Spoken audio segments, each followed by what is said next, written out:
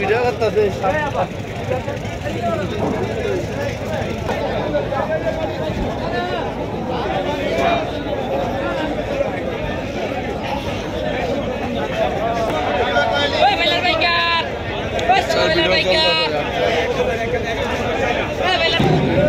বুড়া মাছ এই মাছ দেশে নাই।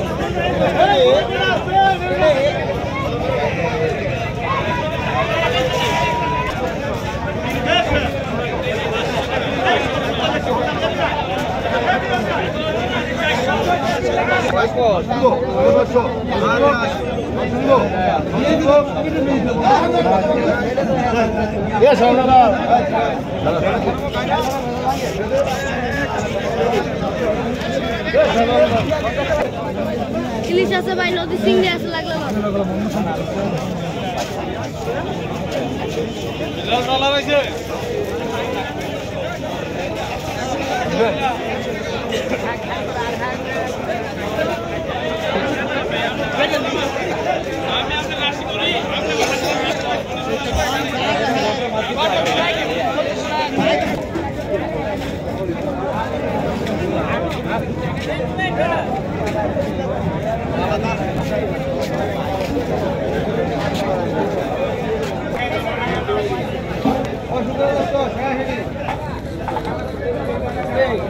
এখানে কাস্টমার নাকি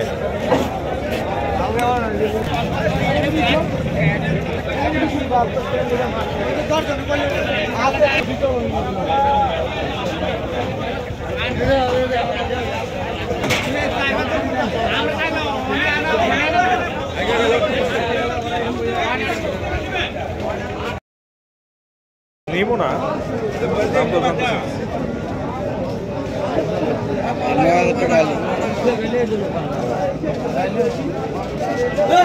9,000 টাকা হলে একটা কতটুকু ওজন হতে পারে? 1 কেজি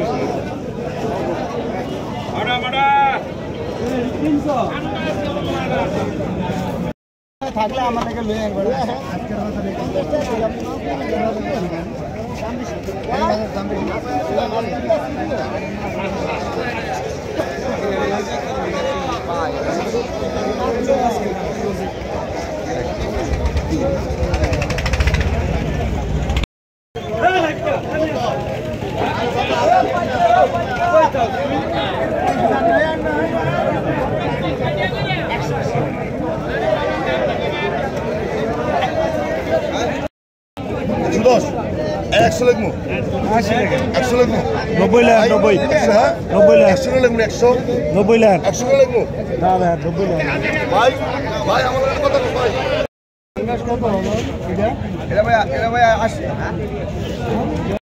লাল কোয়া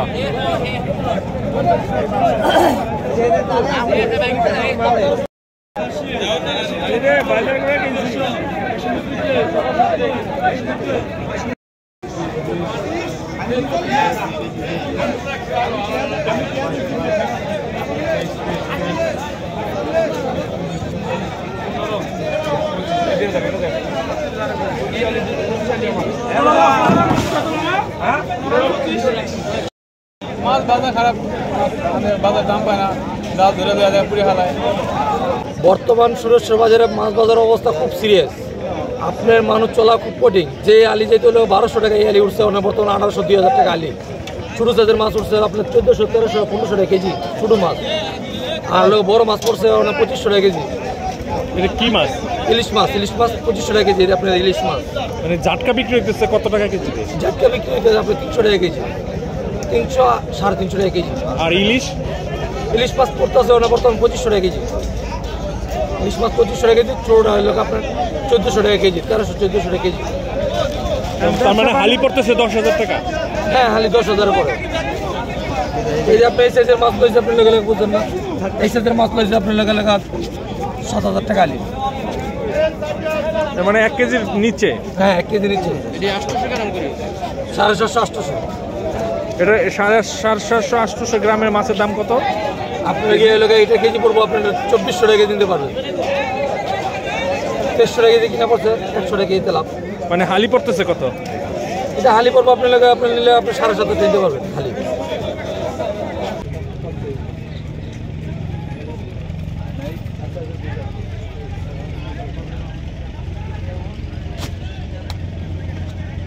এই জাটকা কেজি কত করে কিনছো ভাই?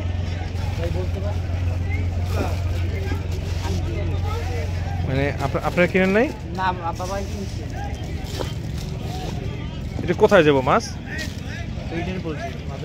ইটের পোল। এটা কোন জায়গা? মাদারীপুর ইটের পোল।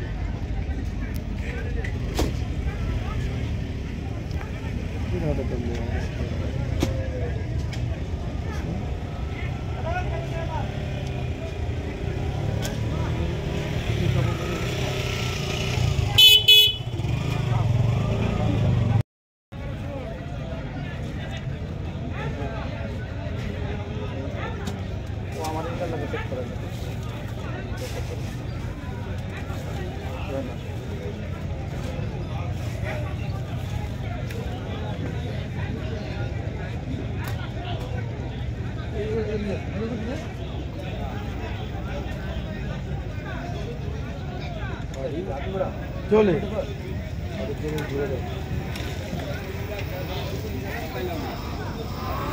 গাড়ি চলে ঢুকে গেছে। তোমরা কোন মাছটা কিনছো? আর মাছটা কিনে হলো ছোট বড় মাঝারি সবই। কিরকম দাম? বড় মাছের দাম একই যেগুলো, এগুলো যায় 2200, 2200 টাকা। ওগুলা কি সাইজ আর কি? একই 2 কেজি মাছ যায় 1200-1300 টাকা। তারপরে আপনি 3 কেজি যেগুলা, এগুলা 700 টাকা এরকম। আর জাটকা কিনছো কত করে? ঝাটকা কিনি না, এগুলো কি আর কি বেশি হয়েছে বড় মাছ হিসাব। বড় মাছ কিনছে না? বড় মাছ এগুলো কি ভিটে কেনা হয়তো। এখন ওই জাটকা মাছটা কি করবা তোমরা? এগুলো তো আর যাবে না, বাসায় নিয়ে যাওয়া লাগবে। তো এই যে খাসির মধ্যে তো বেটা সবই জাটকা, উপরে সোনা করা বড় মাছ দেখলাম।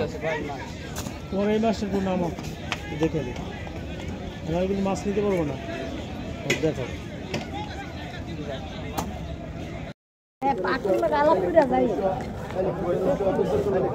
এখানে কত করে কেজি কিনলেন ভাই? 1500 কত করে কিনছেন ভাই? জাটকার কেজি কত করে বেচেন?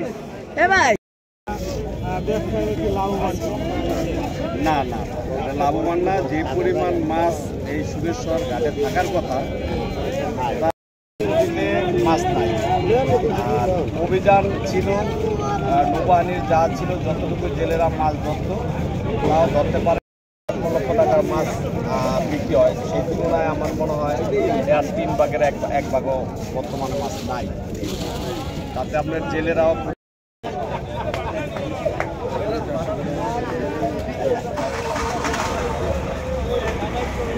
বর্তমানে মাছের অবস্থা কি, আর আপনারা জেলেরা কি অবস্থায় আছেন?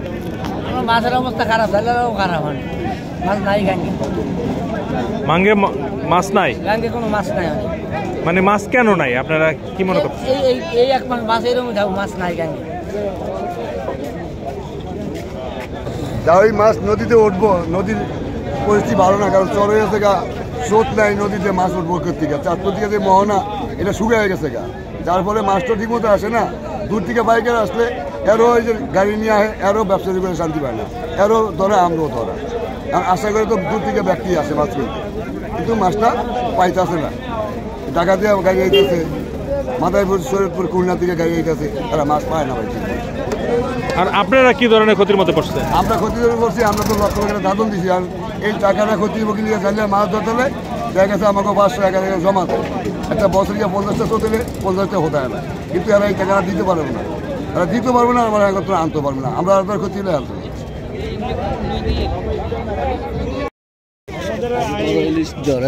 সাইডে গেরাতলাম ভাই এমনি উঠে মাছের কি অবস্থা, কিরকম মাছ পাওয়া যাচ্ছে, ব্যবসায়ীদের আমরা কি অবস্থা আছে? বর্তমানে যে পরিস্থিতি তাতে মাছ নাই, নদীতে মাছ নাই, এরপরে অভিযান আছে, নৌবাহিনীর জাহাজ ছিল, জালডোরা তেমন একটা মাছ ধরতেও পারে না, আর মাছ তেমন একটা নাইও, নদীতে তেমন একটা মাছ নাই, আগের তুলনায় মাছ কম আছে। এতে যারা মৎস্য ব্যবসায়ী এই ঘাটের যারা আড়তদার তারা কোনো ক্ষতির মধ্যে পড়ছে কিনা, কি ধরনের অবস্থা? আড়তদাররা তো ক্ষতির মুখে আছেই, বিশেষ করে যারা জেলে আছে তারা লোক ক্ষতির সম্মুখীন বেশি হয়েছে। তার কারণ তারা মাছ ধরতে পারে না, লক্ষ লক্ষ টাকা তাদের দাদন দেওয়া, এরপরে যারা জেলেরা আছে, যারা বাকিরা আছে ঠিক মতন টাকা পয়সা পায় না, অনেক জেলেরা নাও দন থুই চলে যেতেছে, তাতে এবার লসের পাল্লাই বেশি। মানে পদ্মা নদীতে কি মাছ নাই নাকি অভিযানের জন্য মাছ ধরতে পারতেছে না? না, মাছ তেমন একটা নাই, মাছ নাই। বর্তমানে নদীর যে পরিস্থিতি তাতে এক জায়গায় জায়গায় ডুবাচর, বিশেষ করে মাওয়ায় এই আপনার ব্রিজ হওয়ার পর থেকে এই নদীগুলা আপনার ভরে গেছে বালিতে।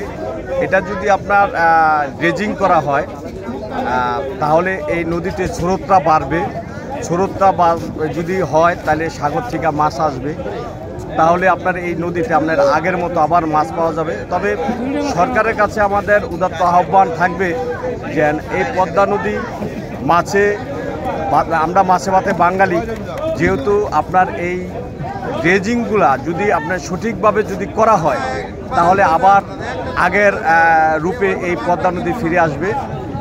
আপনার যে জায়গায় ড্রেজিং করার দরকার সেই ড্রেজিংগুলো যদি সরকার করে দেয় তাহলে এই নদীতে আবার সেই মাছ পাওয়া যাবে, জেলেরাও মাছ পাবে, হাসি খুশি থাকবে।